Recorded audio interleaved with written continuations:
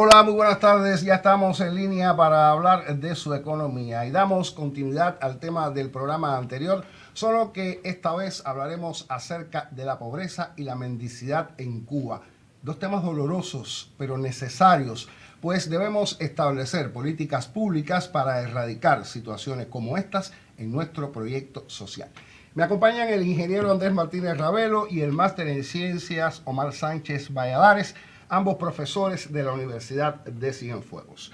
Muy buenas tardes. Buenas tardes. Un placer tenerlos nuevamente por acá. Usted mantenga la sintonía. Vamos a un momento de conceptualización y enseguida regresamos. La pobreza, definida como la falta de recursos que impide a una persona satisfacer sus necesidades básicas, es un problema global que los expertos abordan desde diversas perspectivas. El objetivo, estudiar cada una de sus causas y poder combatirla. La pobreza es uno de los problemas más graves del planeta.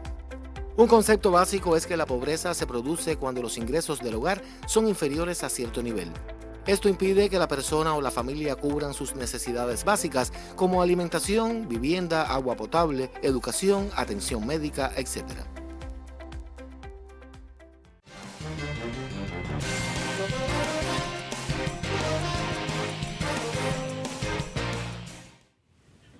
Bien, es evidente, estamos de regreso, profesor Andrés. Quisiera esclarecer que acabamos de escuchar el concepto, digamos, clásico de pobreza.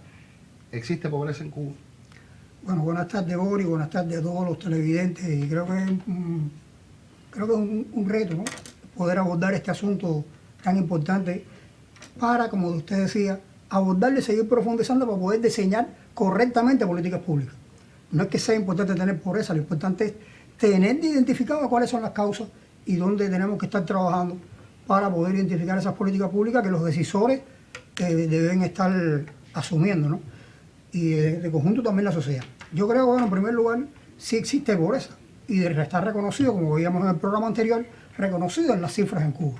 Ahora, yo creo que tenemos que decir qué pobreza es la que nosotros tenemos que reconocer y cuál es la pobreza de acuerdo a los conceptos que se utilizan internacionalmente. Por ejemplo, en el mundo se utiliza un concepto que es la pobreza, lo explicábamos anteriormente, la pobreza absoluta. La pobreza absoluta solamente va a la variante material.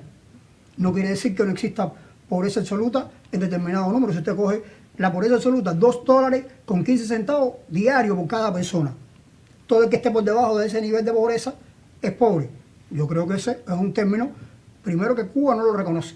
Primero, porque no lo reconoce, porque tiene otras dimensiones de desarrollo y tiene otras dimensiones la estructura por las cuales las personas tienen una satisfacción no tan solo material, sino también desde el punto de vista social, desde el punto de vista espiritual, que tienen que estar en cuenta. Por tanto, decir pobreza absoluta es un indicador material solamente. Hay otro que se llama pobreza relativa. La pobreza relativa ya tiene en cuenta un vínculo entre lo material y lo social. ¿Bien? Y también pudiera ser utilizada. Porque una persona es decir, una parte importante de las personas o un determinado número de personas no tiene acceso a determinados bienes y servicios, pudieran tener una pobreza relativa con respecto al resto. Ahora, ¿qué proporción es la que está con respecto al resto? Es la que tenemos que saber identificar. No decir que no existe. Existe una proporción de personas que relativamente, es decir, son más pobres que otra parte de esa población. Y como explicábamos anteriormente, Cuba, y es un concepto técnico, Cuba se acoge para medir, sobre todo la pobreza relativa, utiliza la pobreza multidimensional, es decir, aquella que mide varias dimensiones del desarrollo. Un concepto que no es cubano. Es un concepto que es reconocido internacionalmente, un concepto que lo utiliza las Naciones Unidas a partir de que no es tan solo lo material lo que mide el desarrollo, sino también hay otros temas, como decir, no es tan solo el crecimiento económico, no es tan solo el PIB, no es tan solo decir, hay otros indicadores y hay otras variables, otras dimensiones, que es como se llama, otras dimensiones que deben ser tenidas en cuenta. Y cuando una persona realmente no tiene acceso, tanto desde el punto de vista de ingresos como desde el punto de vista de esas dimensiones, a esos servicios, ya podemos estar diciendo, bueno, ¿en qué concepto está? ¿Está relativamente pobre o está por encima de los que tienen mayor acceso en esa sociedad? Ese es el término, y por eso yo digo, si nosotros lo reconocemos, si hay personas pobres en Cuba, creo que un programa, un proyecto social como el que estamos construyendo, que lo primero que se propuso, si usted coge el programa de Moncada, el programa de Moncada es una cirugía. Una guía, digamos. Es una cirugía que se le hizo, una cirugía, no, bueno, se diagnosticó a partir del censo del año 1953. Precisamente se utilizaron los números del censo. Fidel denuncia todos los indicadores de pobreza que había en Cuba. Lo que en ese momento no se utilizaban estos indicadores. En ese momento se hablaba de personas con piso de tierra, personas en bohío, personas analfabetas, personas, el índice de mortalidad infantil. Usted coge el programa de Moncada y lee lo que dice Fidel y usted se da cuenta que está haciendo un análisis de la pobreza en Cuba. Ahora, un problema como el que estamos construyendo nosotros, no de un día para el otro, ni pensemos que lo vamos a resolver mañana. Y sobre todo porque no hay tan solo problemas internos como vimos el otro día, sino también problemas externos que influyen en que lo que nosotros nos propusimos como modelo económico podamos lograr. Por tanto, no creo que el tema esté en no tener o tener pobreza, o sí, en no reconocerla. El tema es lograr, como decía el profesor Omar el otro día, lograr que nosotros, cada persona que tengamos, no estar satisfecho, como no estuvo satisfecho la revolución cuando dijo que había 5 millones de personas, es decir, de aquella población de 5 millones, ¿cuántos eran los que tenían acceso a la electricidad? ¿Cuántos hogares no tenían piso de tierra? ¿Cuántos hogares tenían letrinas afuera? ¿Cuántos niños morían? Yo creo que uno que muera, ya tenemos que estar diciendo, o uno que esté en condiciones de pobreza, yo creo que es la satisfacción mayor que tiene el programa que nosotros estamos construyendo. No es tema, no es reconocer que no la tenemos, es saber dónde están las causas, cuáles son los problemas y a ir ahí. Y creo que eso está en la voluntad política de la revolución. Ahora, profesor, hay algo en lo que no estamos muy de acuerdo, y es que yo creo que sí, que tenemos que empezar por reconocer que tenemos personas en pobreza, e incluso en esa pobreza multidimensional, porque ya hacía referencia a que si usted tiene determinado grado de deterioro en esos servicios que usted no tiene que pagar, que usted recibe gratuitamente, en los que usted no tiene que gastar, y aunque usted es radicado a pisos de tierra, usted es radicado a bohíos, el índice de analfabetismo en Cuba tiene que ser ínfimo, posiblemente sea incluso cero. Tenemos condiciones en algunas personas, y no son pocas, uno lo puede ver en la cotidianidad, que vamos a decir que no viven bien, que no tienen la satisfacción que pudieran tener una gran parte de la población cubana, y hacia ahí entonces tenemos que ir a trabajar, como usted decía, en buscar las causas, en aplicar estas políticas públicas, establecerlas, definirlas de manera que podamos erradicar una situación de este tipo que nos golpea. Yo creo que nos golpea. Y yo insisto, ¿tenemos pobreza en Cuba, profesor? Bueno, la respuesta, por supuesto, sí tenemos pobreza en Cuba. Se han deteriorado ciertos elementos, incluso que podemos decir de lo que veíamos clásicamente, que cosa ser un pobre. No obstante eso, también hemos eliminado, digamos, gran cantidad de los pisos de tierra. Eso es cierto, pero existen todavía algunos. Hay elementos también que tenemos que tener en cuenta, que han pasado un tiempo y por tanto los elementos para medir la pobreza de hace 50 años no son los de ahora, ni de 60 años. Hay ciertos elementos que hay que ir teniendo en cuenta de cómo se perciben las personas y cómo son. Yo lo que sí creo, y usted insistía, lo decía Andrés también, hay que conocer las causas. Si usted no conoce las causas, difícilmente pueda establecer lineamientos, políticas, acciones para poder mejorar eso. Por tanto, conocer las causas, pero no basta con conocer las causas. Hay que buscar las herramientas adecuadas para que realmente esas causas que aparecen puedan funcionar. Y aunque hay algunas causas que no se pueden momentáneamente actuar o en el mediano plazo, incluso en el corto plazo, hay que ver que otras sí, y nosotros podríamos ver de qué manera podemos ir trabajando para ello.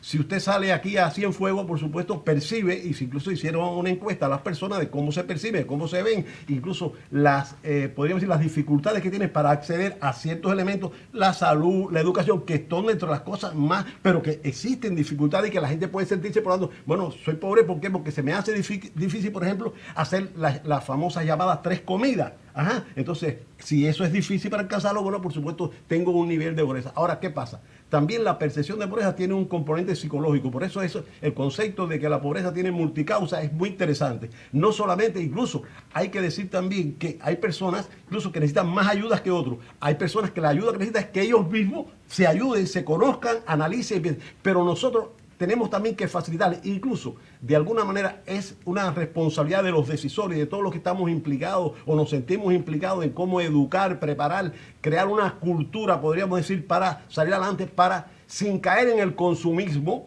Y cuando digo, es una palabra que he utilizado reiteradamente, sin caer en el consumismo, de consumir por consumir, de que valgo porque tengo, no. Pero no obstante eso, el ser humano tiene que tener ciertas necesidades perentorias, necesidades básicas que tienen que estar resueltas. Incluso cuando digo necesidades básicas, no solamente es un problema de alimentarme y tener un techo, sino también incluso el acceso a la cultura, el acceso a la diversión, el acceso al ocio, incluso, y para ello, por supuesto, sea dificultad. Y nosotros tenemos en cuenta que, por ejemplo, en la situación de transporte es muy compleja. Entonces, por tanto, tenemos que tener en cuenta que hay personas que se les dificulta y se les hace casi imposible acceder a un transporte para movilizarse. Hay otras personas incluso que ante cierta dificultad, ante la mínima, bueno, pues no se esfuerzan para hacerlo, pero no obstante, esas condiciones están. Por tanto, ahorita hablábamos, o sea, decía y se ha dicho en el anterior programa, crear políticas. Algunas políticas nuevas hay que crear, pero también algunas que ya están establecidas hay que hacerlas y hacerlas bien. Y ahí es donde yo quiero incidir mucho. ¿En qué medida los decisores somos responsables de accionar para hacer las cosas correctamente?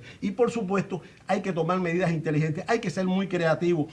Hay que incluso entender que lo que no funciona hay que modificarlo. Hay que entender y de una vez también hacer los cambios que haya que hacer. Y por supuesto, cambios de actitud, cambios en las personas incluso para actuar, porque de alguna manera, y quiero insistir en esto, estamos viendo los decisores. ¿Cómo se decide? ¿Cómo se manda obedeciendo. Y por tanto insistimos entonces que hace falta una excelente comunicación, hace falta un entenderse, hace falta una empatía con esas personas para trabajarlo y hacerlo. Sencillamente, para ayudar a veces es un poco difícil. Hay que tener conocimientos, habilidades y por supuesto se nos pide a todas las personas de alguna manera que tengamos eso. Por tanto, a su pregunta concreta le digo, sí lo hay que buscar las herramientas, algunas herramientas y algunas políticas están establecidas, hay que hacerla bien y por supuesto habrá que hacer otras acciones que la vida es mucho más rica que cualquier teoría que esté establecida para poder ir resolviendo esa problemática que por supuesto nos golpea a los cienfuegueros, a los cubanos en particular. Andrés ponía un punto en este asunto y se trata de los factores externos que contribuyen, que nos llevan a una situación determinada y una situación muy compleja en estos momentos y que quizás a partir de esa situación precisa pues se hayan deteriorado nuestros índices de vivir con todos los derechos, de tener todos los beneficios y demás. Pero vamos a conversar sobre este particular una vez que regresemos de la pausa. Usted mantenga la sintonía, enseguida estamos de vuelta. La mendicidad es un fenómeno que está asociado a factores socioeconómicos como la pobreza, la indigencia, el desempleo, la desigualdad, así como también se afrontan factores como educación y formación social. Existen múltiples motivos que pueden llevar a una persona a la mendicidad. El desempleo, un accidente o problema de salud y la vejez son algunas causas que derivan en una misma cuestión, la falta de recursos. La mendicidad, de todas formas, puede ser una elección ante una negativa a recibir ayuda social o incluso por vagancia, quien prefiere pedir dinero y no trabajar por él.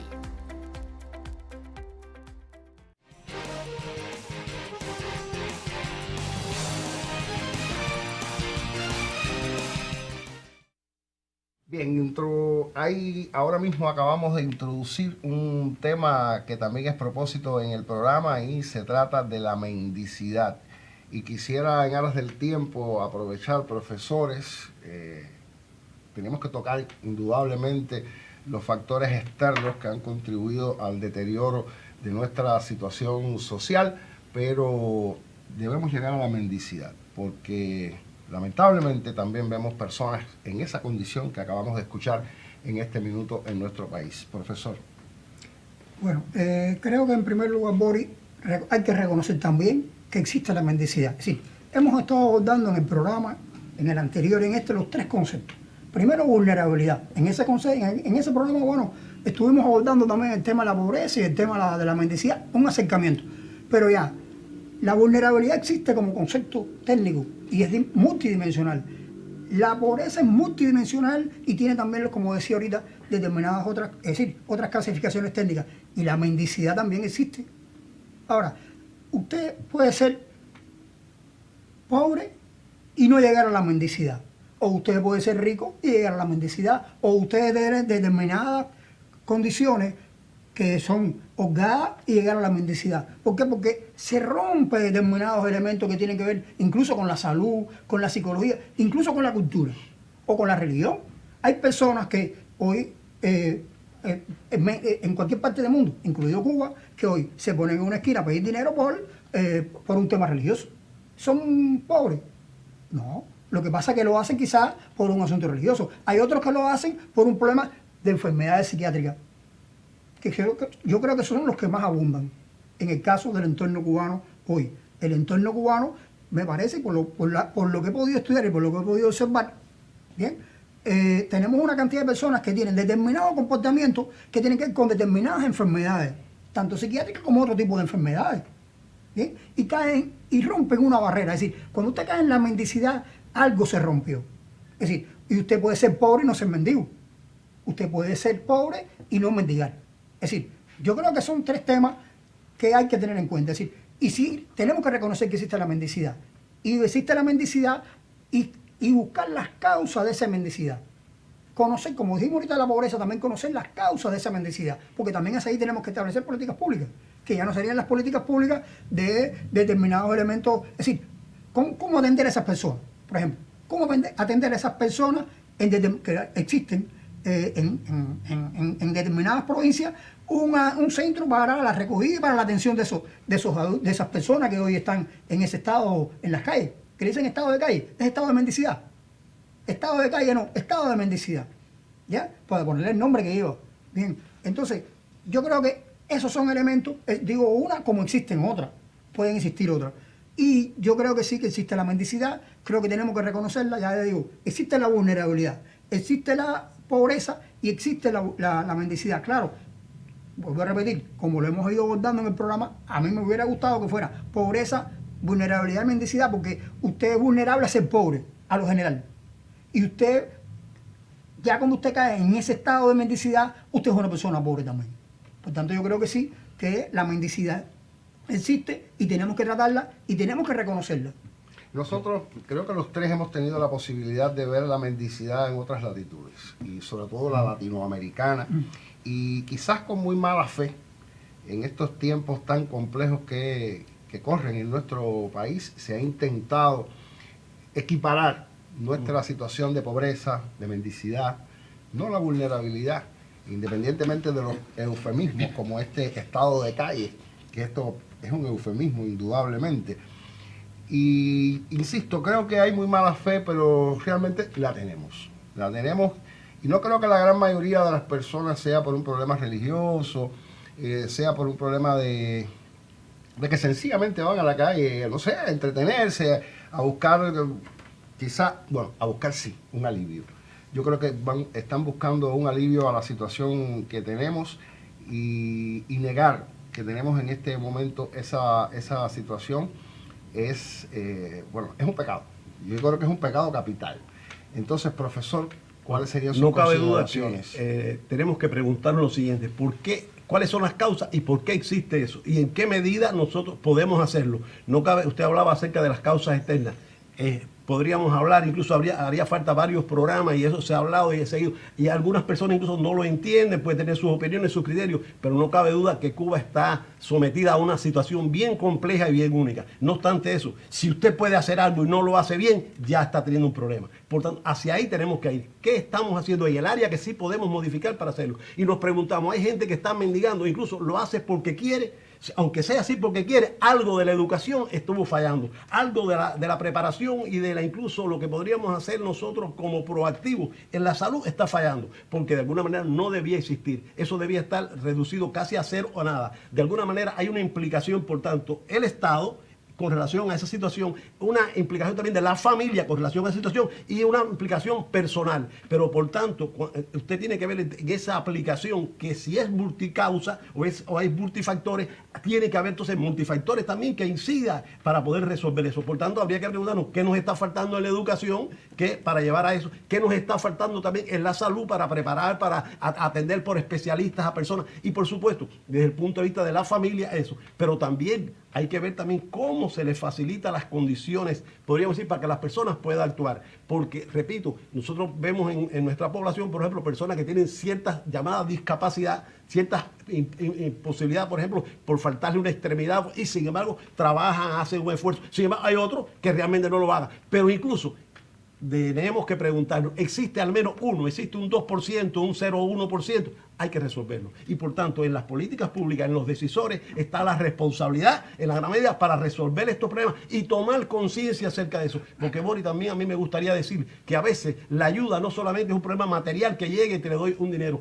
No solamente es dar pescado, hay que enseñar a pescar. Y por eso esa enseñar a pescar es un problema también de educación, de preparación, de sensibilidad. No es mirando para el otro lado, ignorando como algunos ricos que dan una propina y se van o dan una limosna, para llamarlo en términos religiosos, y escapan. No, hay que tener conciencia acerca de eso y trabajar por eso. Es bien complejo, es bien difícil, es bien, podríamos decir, de alguna manera complicado, pero a la vez ahí es donde está. Sencillamente tenemos que buscar soluciones y a los seres humanos no estamos enfrentados a problemas simples, son problemas complejos. Pero la complejidad hay que ponerle inteligencia, hay que ponerle preparación, hay que ponerle sapiencia y eso viene con la educación, con la preparación y con la implicación de políticas, incluyendo políticas económicas, políticas públicas que vayan hacia esas causas y los resuelvan. Y pido entonces, por tanto, una sensibilidad, un conocimiento y que todos de alguna manera veamos en qué medida somos responsables, porque algunas familias pues dicen, no, yo no tengo que responsabilidad. Bueno, puede ser su responsabilidad en qué medida. La educación tiene que ver cómo puede hacerlo. Salud tiene que ver cómo trabaja. Incluso todos los elementos que estén incidiendo en eso. Y no solamente, por ejemplo, que se lo dejamos a alguien. Es tarea de alguien, no, es tarea de todos y cada uno tiene que hacerlo mejor.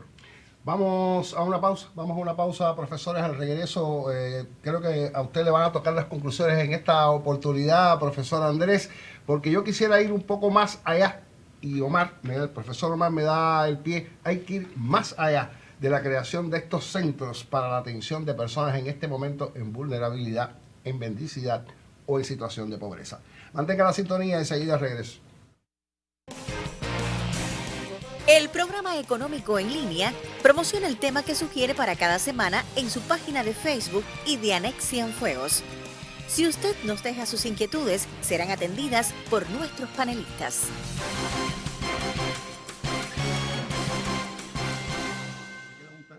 Bien, estamos de regreso, ya le adelantaba los minutos finales de nuestro programa.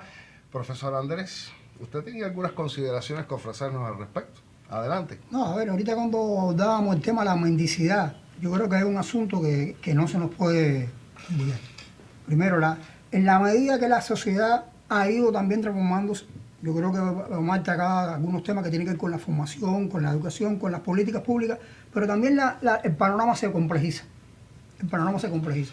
Una población como la cubana, que hoy tiene más del 25% de la población con más de 60 años envejecida, ¿ya? Y que es una tendencia superior. Bueno, yo creo que la política pública, ahí hay un grupo etario que lleva una atención que ya no es tan solo, y creo que sí, tiene que haber políticas que tienen que ver con la educación, hay políticas que tienen que ver con la salud, hay políticas que tienen que ver con el sistema de alimentación, pero hay políticas que tienen que ver cómo tenemos, y se está trabajando, aunque haya habido un incremento, pero cuántos nos quedan todavía que hoy son vulnerables o que están propensos a caer en la mendicidad, y los vemos también, que hoy están personas de más de 60, 70 años, que hoy están en esas condiciones y no tienen un problema de enfermedad, o no tienen un problema de discapacidad, o no tienen un problema de punto de vista religioso, como tratábamos de ahorita, que es lo mínimo, eso es lo mínimo. Pero bueno, no es un asunto de esos temas, es un asunto de ¿Cuántos son los ingresos? Y ahí sí creo que es un asunto que hay que detenerse. ¿Cuántos son los ingresos que perciben y cuántas de las dimensiones que hoy se garantizan por el sistema no las pueden garantizar con esos asuntos? Y entonces caen en ese estado de mendicidad. Digo esto porque ese es un elemento que va en incremento. Es un grupo etario, vamos a un envejecimiento de la población. Y bueno, creo que por ahí es lo que me quedaba como elemento de hablar de la mendicidad. Hablábamos de los temas externos. Los temas externos, si es a lo que te refería, a mí me parece que hablar en cualquier contexto de este asunto, en primero nosotros tenemos que reconocer todo lo que hemos dicho. ¿Cuánto tenemos que hacer? ¿Cuánto tenemos que hacer? Incluso hemos estado, desde el punto de vista de las investigaciones que estamos haciendo en lo personal, ¿ya? Desde el punto de vista de lo que estamos llevando a cabo en la universidad, creo que tenemos que acondicionar indicadores a nivel de municipio que realmente sirvan como herramienta, alejados de algunos indicadores que son globales, que incluso que son indicadores, como decíamos ahorita, para, como decíamos en el programa anterior, para la ONU o para las demás, que ese es el reflejo nuestro, pero nosotros a nivel de municipio, ¿qué herramientas tenemos diseñadas para identificar esto? Y yo creo que ahí es donde está el tema, en primer lugar. Y desde el punto de vista externo, no podemos dejar de reconocer que existen un elemento importante que es todo la política agresiva de los Estados Unidos, que tiene una matriz, que es el memorándum del Lester Mallory, que lo decía: tratemos de hacer cada vez más pobre el pueblo cubano para que se releve en contra del gobierno revolucionario. Bien, no tengo tiempo para más, lamentablemente, pues este es un tema en el cual podemos discutir muchísimo y en el que quizá hasta nos pongamos de acuerdo nosotros mismos aquí en el programa. Yo les agradezco muchísimo que me hayan acompañado. En definitiva, creo que la conclusión de todo lo que hemos hablado ha sido que hay que establecer políticas públicas urgentemente para resolver situaciones que tenemos en este minuto, sobre todo con las personas de la tercera edad, en una sociedad que envejece progresiva y rápidamente. Les reitero las gracias por haberme acompañado en el programa. Usted ya sabe, martes próximo, 4:30 de la tarde, para hablar de economía. Buen resto de jornada.